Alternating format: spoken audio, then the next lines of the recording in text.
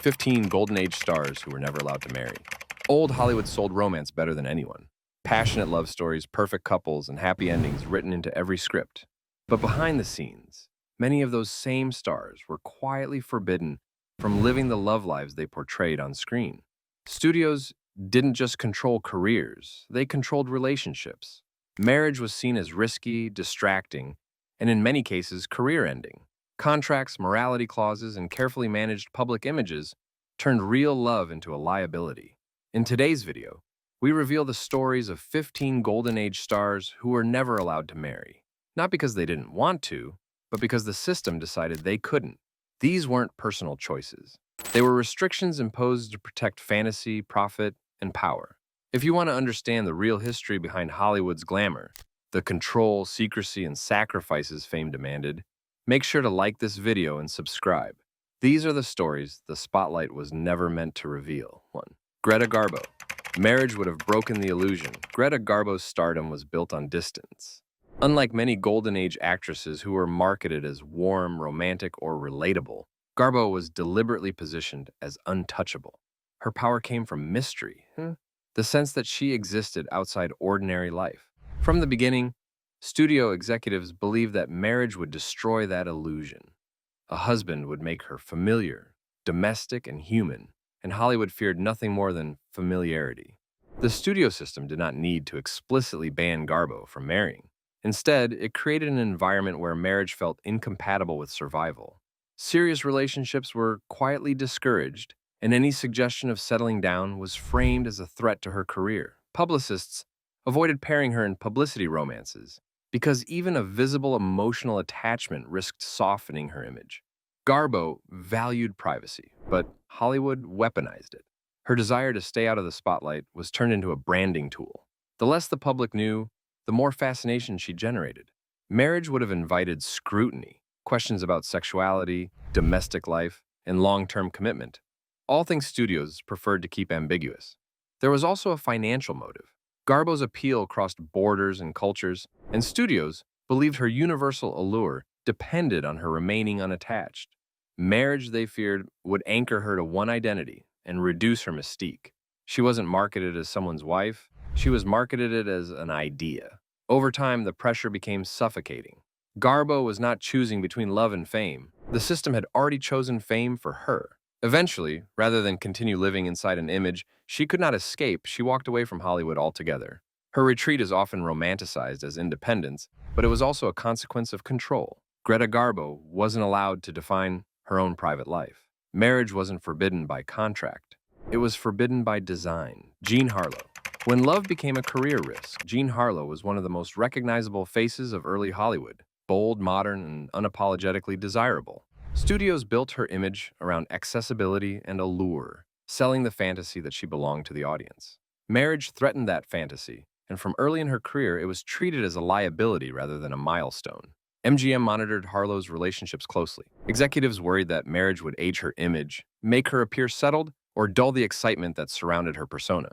Romance was acceptable only when it could be controlled or exploited for publicity. Commitment, on the other hand, suggested permanence, something the studio system did not want. What made Harlow's situation especially cruel was her vulnerability. She was young, emotionally exposed, and struggling to navigate fame. Rather than offering stability, the industry warned her against it. Marriage wasn't presented as forbidden. It was framed as reckless, a selfish act that could harm her career and disappoint audiences. Studios often positioned themselves as protectors, claiming they knew what was best for her. In reality, they prioritized profit over well-being.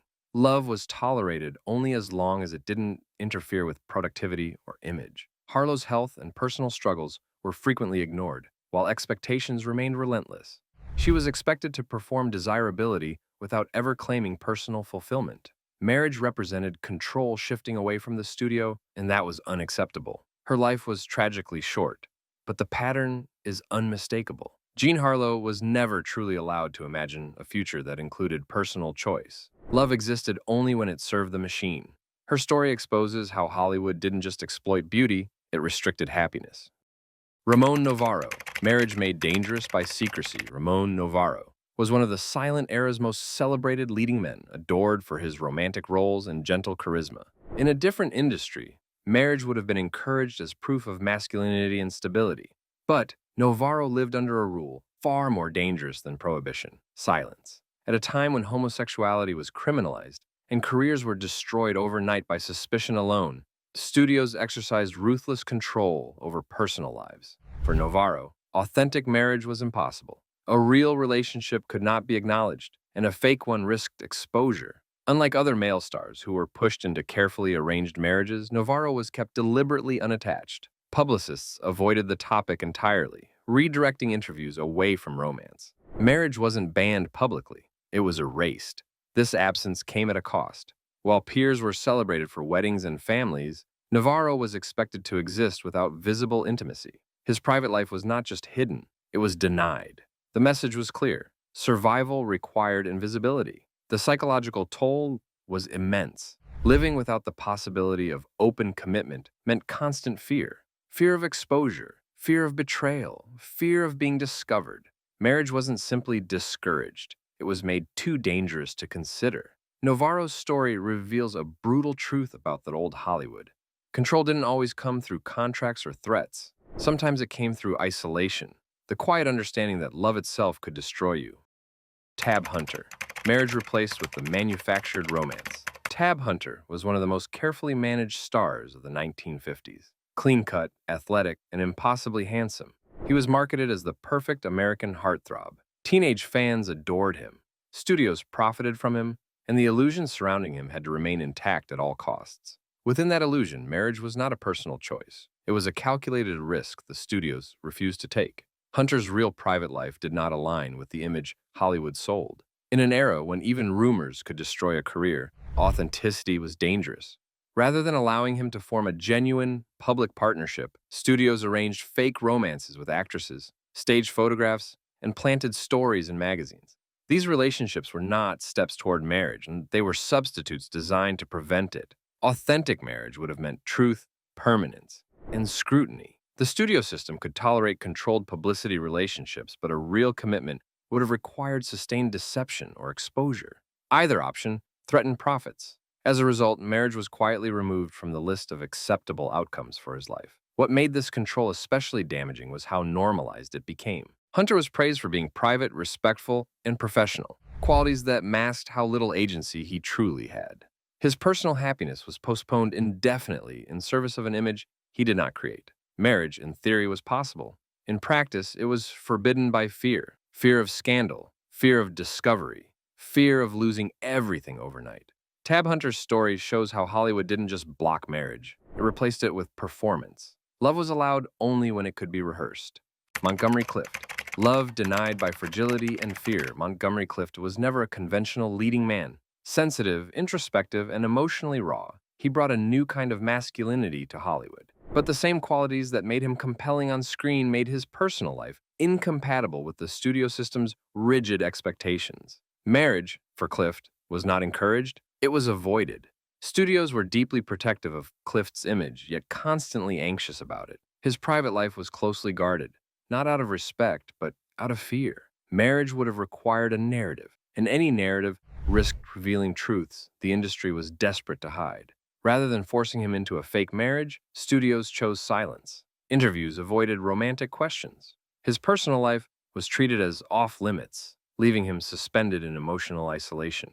Marriage wasn't prohibited explicitly, it was rendered impossible by omission. Clift's vulnerability made the pressure even heavier. He struggled with inner conflict, trauma, and later, severe personal challenges.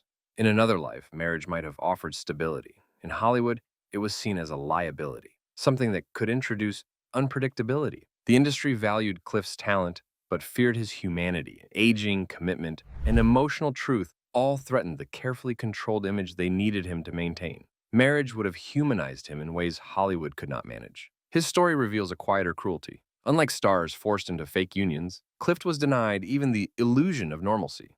Love was not redirected, it was erased. Rock Hudson, right? A marriage that was never meant to be real. Rock Hudson was one of Hollywood's most profitable leading men, embodying strength, romance, and traditional masculinity. Studios invested heavily in making him the ultimate husband fantasy for audiences.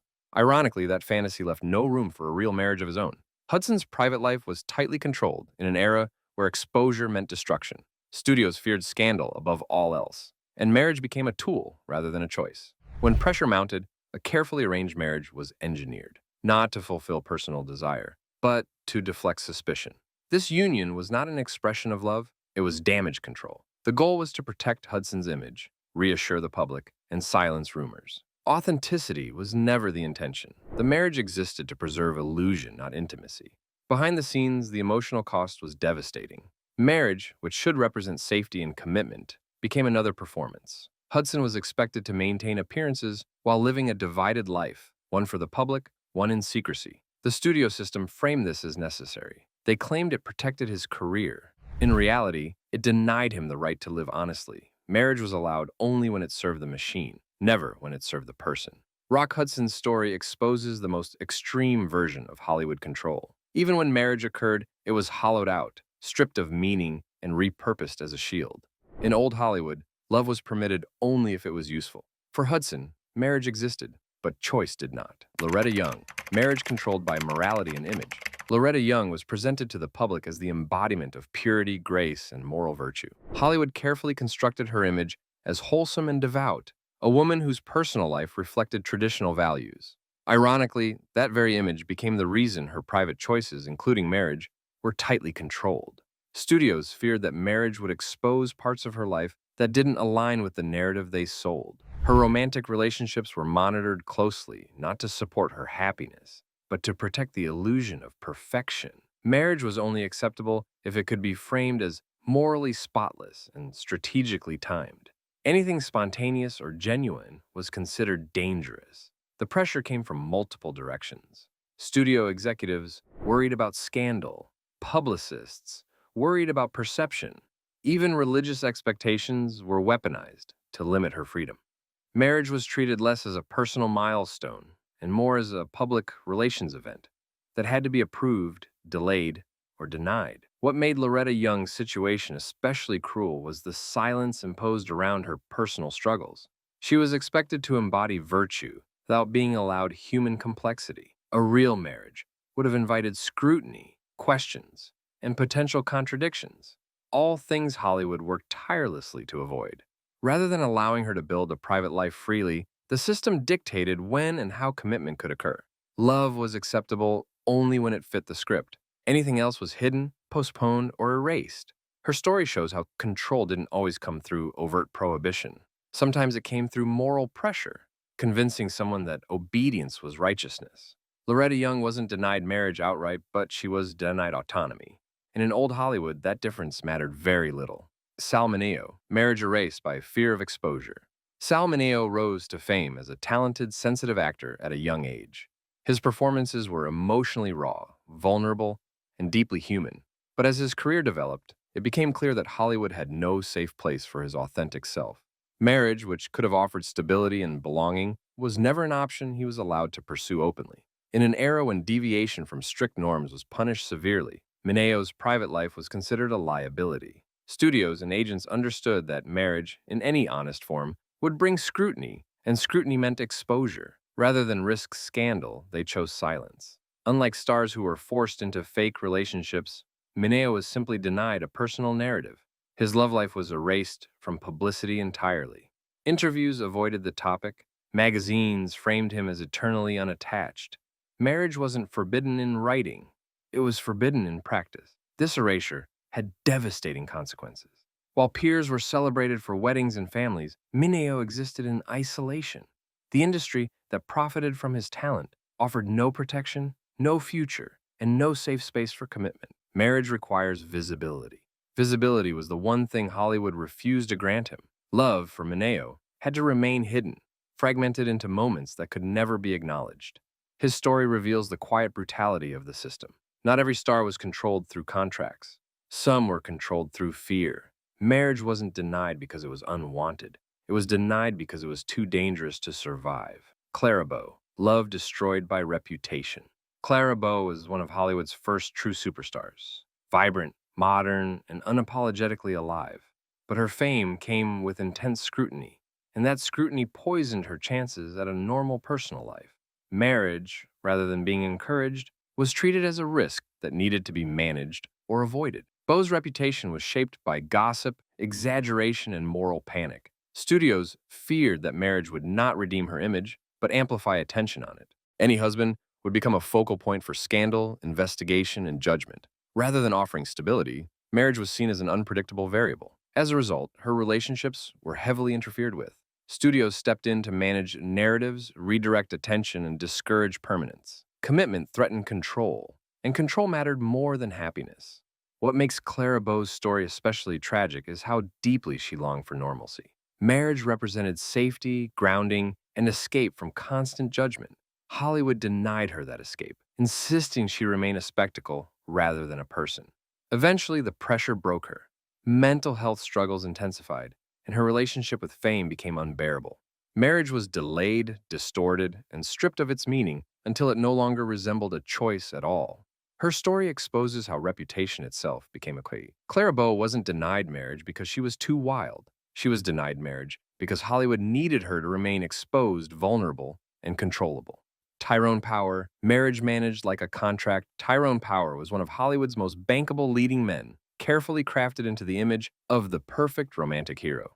He was handsome, charming, and endlessly marketable. But behind that polished image was a private life shaped not by personal choice, but by studio strategy. Marriage for Power was never a simple decision. It was a negotiation.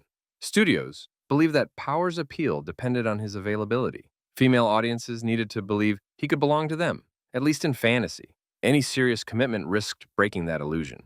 As a result, his relationships were closely monitored, timed, and controlled. Marriage was permitted only when it could be managed, framed, and spun to benefit his career. What made Power's situation especially restrictive was how studios treated marriage as a branding event rather than a personal milestone. Potential partners were evaluated not for compatibility but for image value. Would the marriage reassure fans or alienate them? Would it stabilize his reputation or complicate it? Even when Power did marry, autonomy was limited. The union was shaped to fit studio expectations, publicity schedules, and moral standards imposed from above. Authenticity was secondary. The appearance of normalcy mattered more than emotional truth. This constant management created a deep sense of confinement. Power lived under the understanding that his private life was not truly his own. Marriage wasn't a refuge from Hollywood. It was another extension of it. His story reveals how even male stars, often assumed to be free, were constrained when profit was at stake. Power wasn't denied marriage outright. He was denied freedom within it. And in a system built on control, that distinction meant everything. Anthony Perkins. Marriage turned into a disguise. Anthony Perkins became famous for portraying vulnerability, intelligence, and emotional complexity. But as his career grew, Hollywood struggled to reconcile his public image with its rigid expectations. Marriage, rather than being a natural progression, became a strategic tool, something to hide behind, rather than build a life within. Studios feared that Perkins's personal life could invite scrutiny they could not control. Instead of allowing him to live openly, they encouraged a version of normalcy that protected appearances. Marriage was framed not as fulfillment, but as camouflage. The pressure was subtle but relentless. Publicists emphasized respectability. Interviews highlighted stability. The message was clear. Marriage would reassure audiences and silence rumors. Authenticity was not the goal. Survival was. Living inside this contradiction took a heavy toll. Marriage requires honesty, vulnerability, and shared reality. For Perkins, it became another performance. The union existed under scrutiny, shaped by fear of exposure rather than genuine freedom. What makes Perkins's story particularly painful is how it reflects Hollywood's refusal to evolve. Instead of allowing complexity, the industry demanded conformity. Marriage was not denied. It was repurposed into a mask. His experience shows that control doesn't always block commitment. Sometimes it distorts it so completely that choice disappears. 12. Marlene Dietrich. Independence that threatened marriage. Marlene Dietrich was sold as bold, unconventional, and fiercely independent, a woman who defied norms and commanded attention. But even that image came with strict boundaries. Hollywood admired her defiance only as long as it remained useful. Marriage, which implied stability and permanence, conflicted with the persona studios needed her to maintain. Dietrich's appeal depended on freedom, ambiguity, and allure. A traditional marriage would have anchored her in domesticity, something the industry believed would dull her edge. Rather than encouraging commitment, studios promoted distance and independence as part of her brand. Relationships were tolerated, even quietly acknowledged, but marriage was treated as a complication. It would have required explanation, structure, and accountability, all things that threaten the mystique surrounding her. What makes Dietrich's story unique is how independence itself became a form of control. She was praised for being unconventional, but only within limits defined by the studio. Marriage would have shifted power away from the industry and toward personal agency, something Hollywood resisted. Dietrich lived a life full of connections, yet permanence remained elusive, not because she lacked desire, but because the system rewarded flexibility over commitment. Marriage was never framed as empowerment, it was framed as restriction.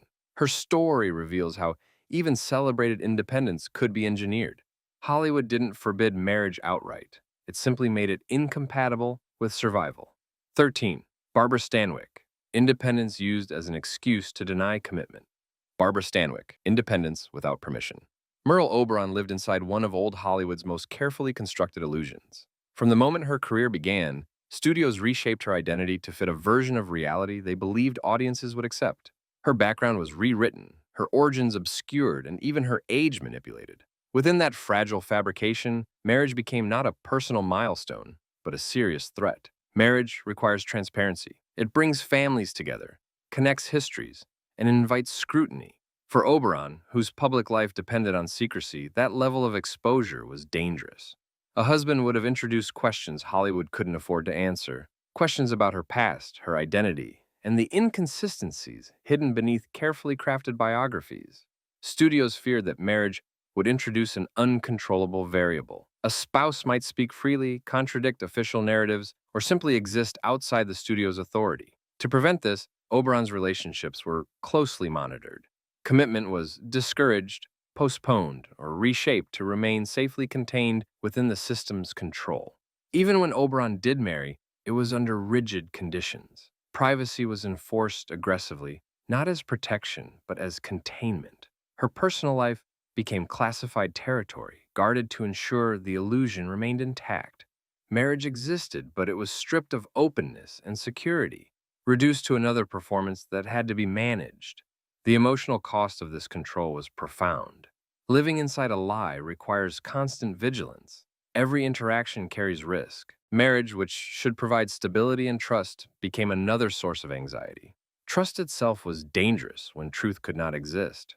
Oberon's experience reveals the most extreme form of Hollywood control, not just limiting personal choices, but redesigning identity itself. Marriage wasn't denied because she didn't want it.